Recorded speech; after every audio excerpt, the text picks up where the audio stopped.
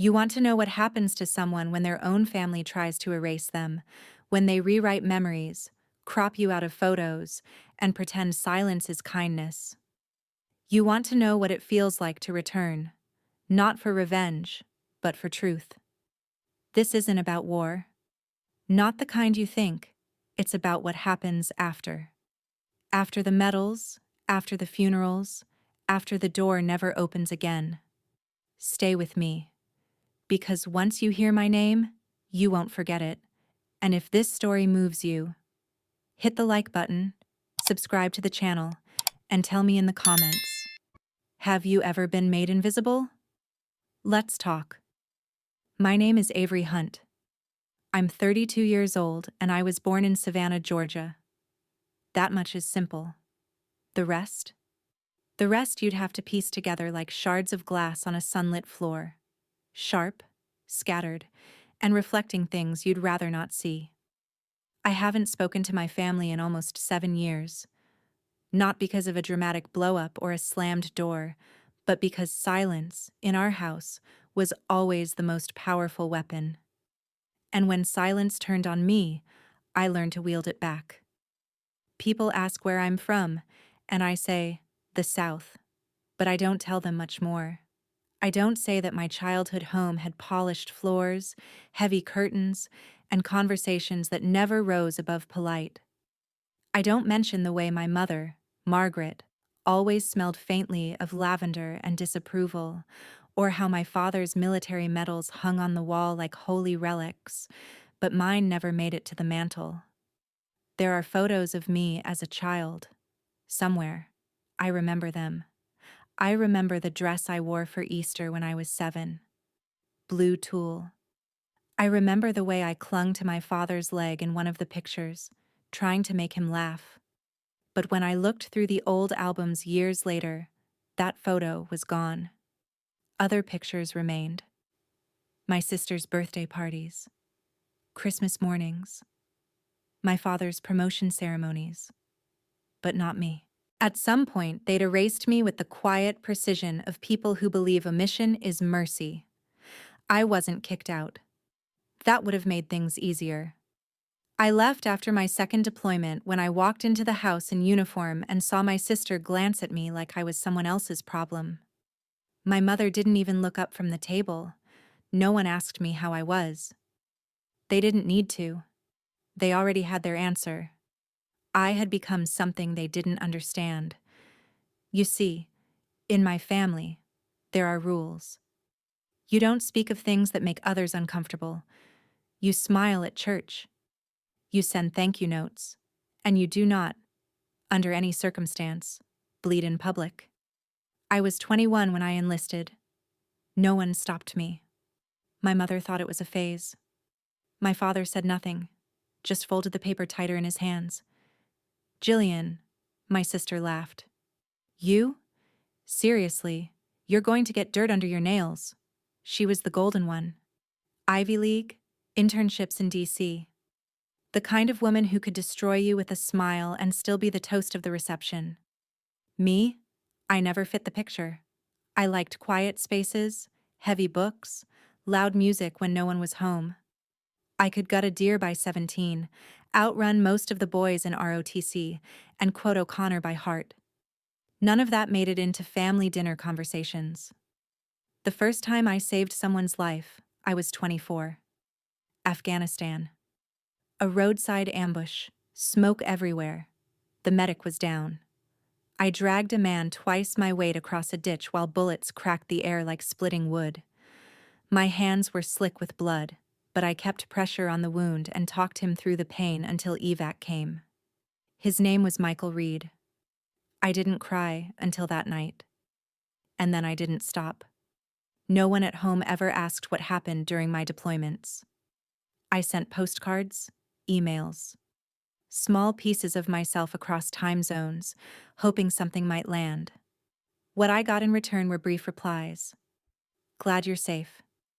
Jillian made partner. We're redoing the kitchen. Hope you're well. After a while, I stopped writing. But you don't need to be told you're not wanted. Not when every room echoes louder when you walk in.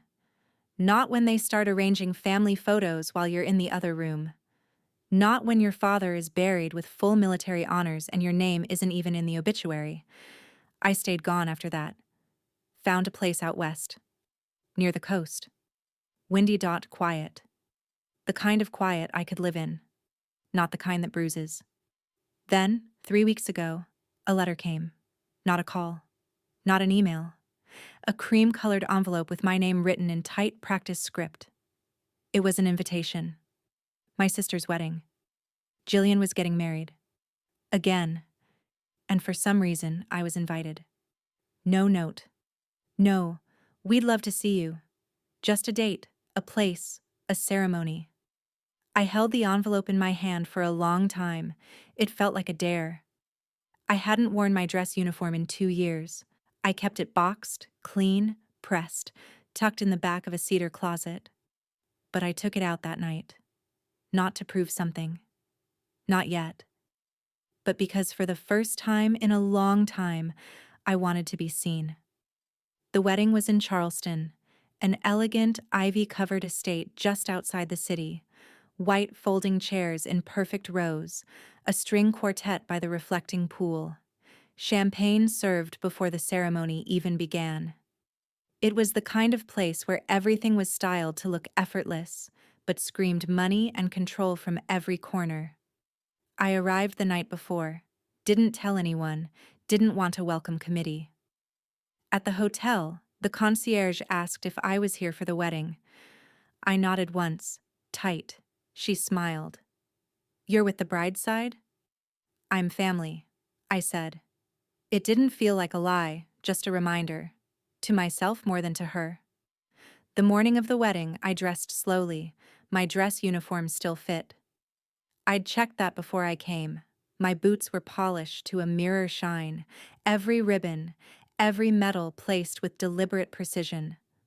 My hands were steady, but there was a pressure behind my ribs, something waiting to crack. I stared at myself in the mirror and wondered who they'd see. A soldier? A stranger? A mistake? The estate's lawn was already bustling when I arrived.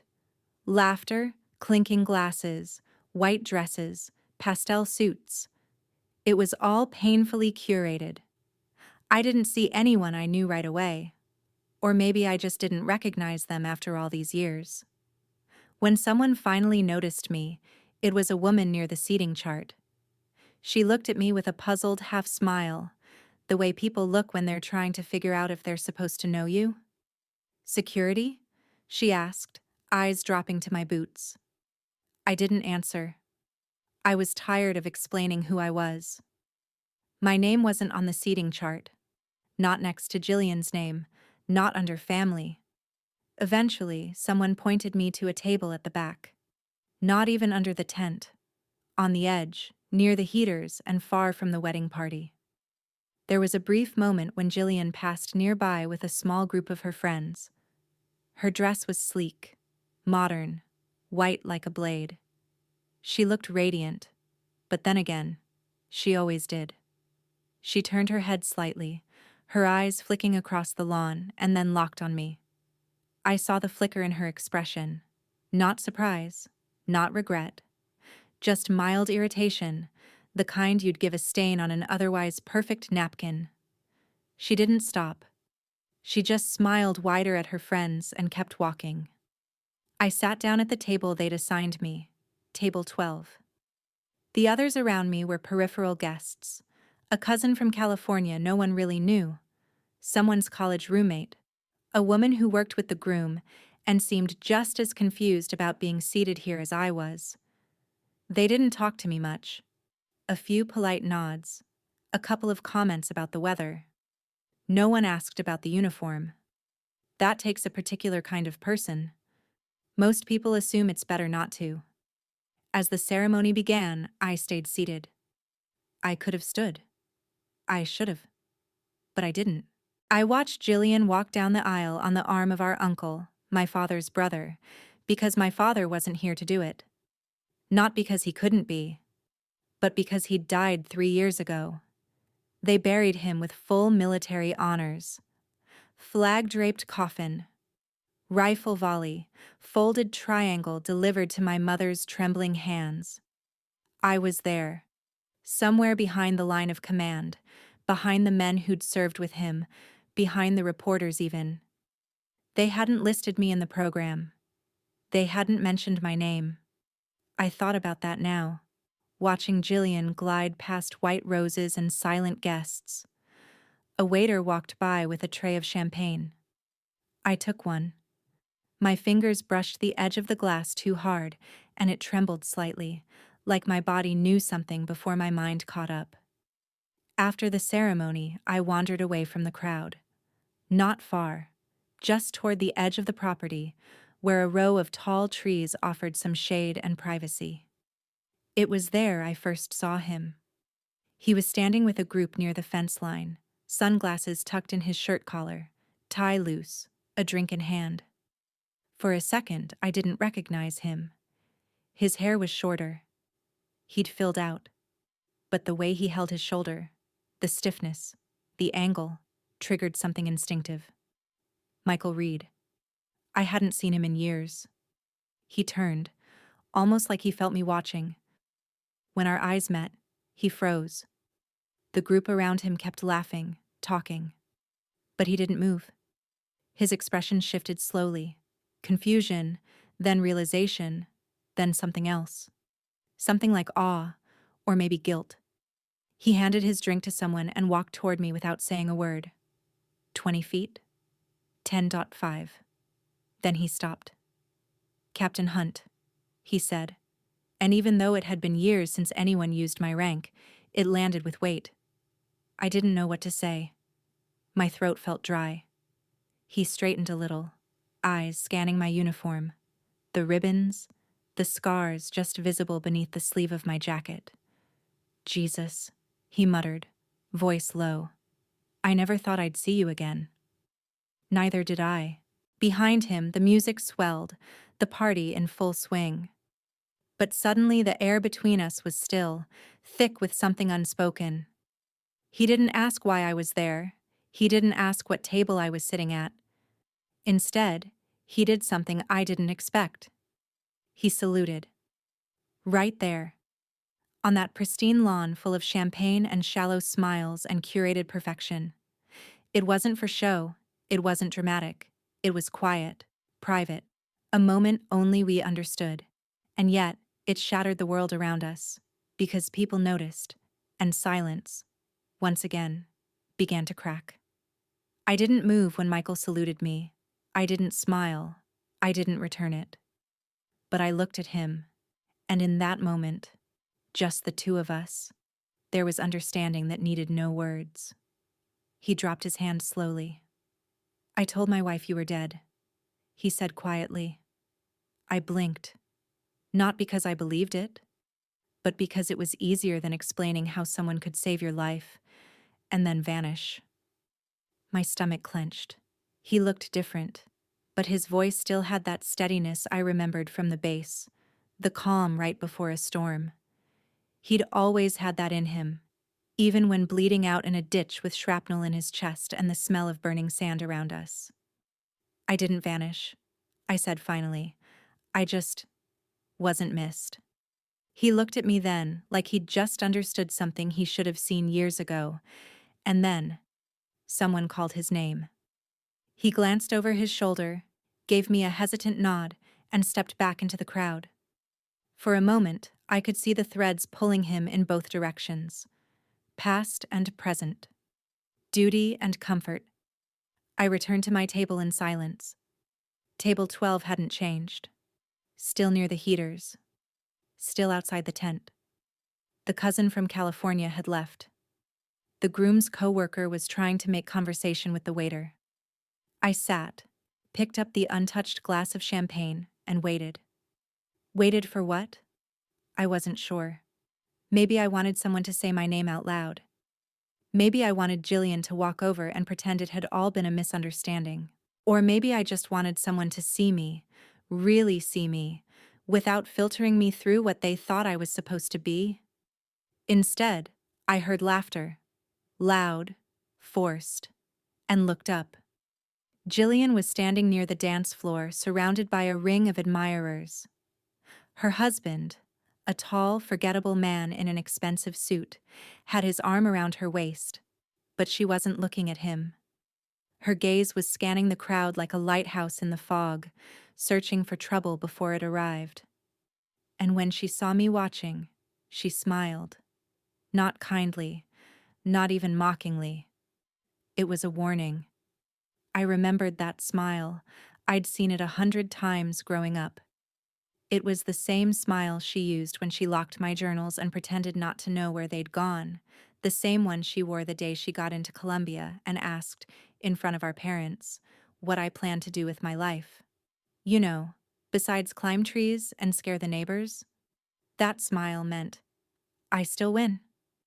She turned away before I could react, already being pulled into a toast. A few people started whispering near my table. Not loudly, but I could feel the shape of their words. It didn't take much to guess what they were saying. Something about the uniform. Something about my being here. Someone always knows just enough to be dangerous. A man I didn't recognize approached the table. Tall, mid-40s, crisp shirt, silver tie. His confidence was polished, like he'd never once stumbled over anything in his life. "You're Avery, right?" he asked, like he already knew the answer. I nodded. "Jillian's sister?" Another nod. He gave a low whistle. "Damn, thought you were a bodyguard at first." I didn't answer. He leaned closer, voice dropping as if we were in on a joke. "She didn't exactly mention you were military. Figured maybe you worked private security or something." There it was again. The shape of the thing they didn't want to name. Military. Not feminine. Not elegant. Not one of them. "She never mentions me," I said. "It keeps the illusion cleaner." He blinked, laughed once, unsure whether to take offense. "Well, hell, you clean up all right. Maybe she just didn't want to be upstaged." He wandered off after that, drink in hand, leaving behind a trail of cologne and ignorance. Then the microphone came on. Jillian's husband, Matthew apparently, was giving a short, nervous speech. He thanked the guests, thanked his in-laws, joked about how Jillian plans everything to death, including my wardrobe. People laughed. Jillian beamed. Her dress caught the lights like snow under glass. And then it happened. Michael stood.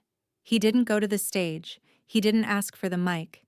He just stood up from his table and looked directly at me. At first, no one noticed. Then he raised his glass. And the quiet started to spread. "To Captain Avery Hunt," he said, loud enough now for heads to turn. "My unit wouldn't be here if not for her. I wouldn't be here. Most of you don't know her. Some of you were told not to talk about her." Now the whispers turned into silence. She dragged me out of a kill zone under enemy fire with a bullet in her arm and a radio full of static. She never let go. Not once. She was the only reason I made it home. The only reason I have a family now. That's who you're sitting near. He looked around, letting the words settle. "She's not the other sister. She's not the scandal. She's the hero." And then, he saluted. Not like before. Not privately. This was deliberate, public, a spotlight in the dark. Other people at his table stood. A few clapped, unsure. One woman wiped at her eyes. A man near the front stood and joined the salute. I recognized the posture. A fellow vet. Then another. And another. And suddenly, the quiet turned. Not loud. Not roaring, but no longer mocking, no longer safe. I sat there, every bone in me stiff with something I didn't recognize at first. It wasn't pride, it was grief. Because this wasn't what I wanted. I didn't come here for a standing ovation. I came because I wanted to see if they could still pretend I didn't exist. And now, they couldn't. Jillian was frozen near the front, her smile gone, her eyes sharp, calculating, My mother wasn't clapping. She was seated at table 1, hands folded tight in her lap, jaw clenched. But they heard my name. Not whispered, not buried, not erased. They heard it like thunder. And I realized I didn't want to stay to see what came next. I left before dessert. No speeches, no dramatic exits. I didn't throw my drink or say something meant to echo through generations. I simply stood, nodded once to Michael across the lawn, and walked out into the dark. No one tried to stop me. The valet looked surprised when he saw me return so soon. He scrambled to fetch my car keys. I didn't correct his mistake when he called me ma'am, with just enough reverence to imply he'd seen what happened back there. I didn't need him to know more. Let the mystery breathe. The road away from the estate was narrow and quiet, winding past marshes and darkened trees. I drove with the window cracked, the air humid against my face, the salt of the coast seeping in. Somewhere behind me, the music resumed. Someone probably made a joke. Someone else poured more wine. They would all find a way to smooth over the discomfort, to wrap it in napkins and white linen and forget. But they wouldn't forget my name. A week passed before I got the message. It wasn't a call. Of course not. My mother never used her voice when something could be handled at a distance. It was a short email. No greeting. You embarrassed your sister. You made a private moment about you. That was not your place. I hope you understand the damage you've caused. I stared at the words for a long time. There was a time I would have responded. Not to fight, but to explain, to remind her that I was invited, that I'd said nothing, that I had sat quietly, far from the center, until someone else chose to speak my name. But I didn't respond, because I finally understood something. It was never about what I did. It was about who I refused to become. I would never be the daughter who kept her voice folded neatly in her lap. I would never be the sister who smiled through her own disappearance. I had tried. God, I had tried. And I had bled for it. The next month, I started the paperwork. Not military, civilian. A foundation, quiet, modest, focused on veterans, especially women, who came home to nothing but silence. I called it the Ember Project. Because some fires don't die. They just burn low, waiting for breath. It began with 3 names. Then 15. Then 50. Some nights, I stayed up late writing grant proposals. Other nights, I sketched in a notebook I hadn't touched in years. I drew faces I remembered. Scars. Terrain. The way the sky looked the night we thought we wouldn't live through the morning.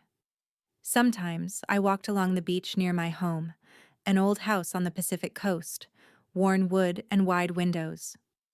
It wasn't fancy, but it had a porch that caught the sunrise, and enough quiet to finally hear myself think. One evening, months later, I opened the mailbox and found a letter. Handwritten, careful script. My mother. The first words, "I suppose I owe you something."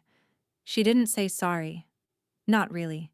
She mentioned how hard things were after your father passed, and the pressure Jillian was under, and I never meant to make you feel erased. But that was the thing. She didn't make me feel erased. She erased me, and now she wanted to negotiate history with soft phrasing and controlled grief.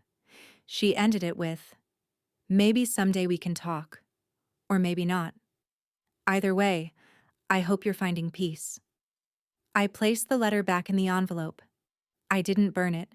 I didn't frame it. I let it be what it was. A record of someone finally trying, far too late, and only because silence no longer served them. That night, I stood on the beach with my boots off, waves licking my ankles, the horizon fading into indigo. No applause, no ceremony, just the hum of water and the wind that didn't ask for permission to exist. I am not healed. I still wake sometimes with memories pressing against my lungs, but I breathe through them now. They no longer own the room. I don't need forgiveness from people who couldn't say my name unless someone else did it first. I don't need to be welcomed back. I built my own threshold. And when people ask now, "Who are you? Where are you from?" I tell them, "My name is Avery Hunt. I come from a silence I survived. I come from a war that followed me home. And I am not invisible. Not anymore, because I stood still long enough for the world to see me. And then I moved forward, without looking back."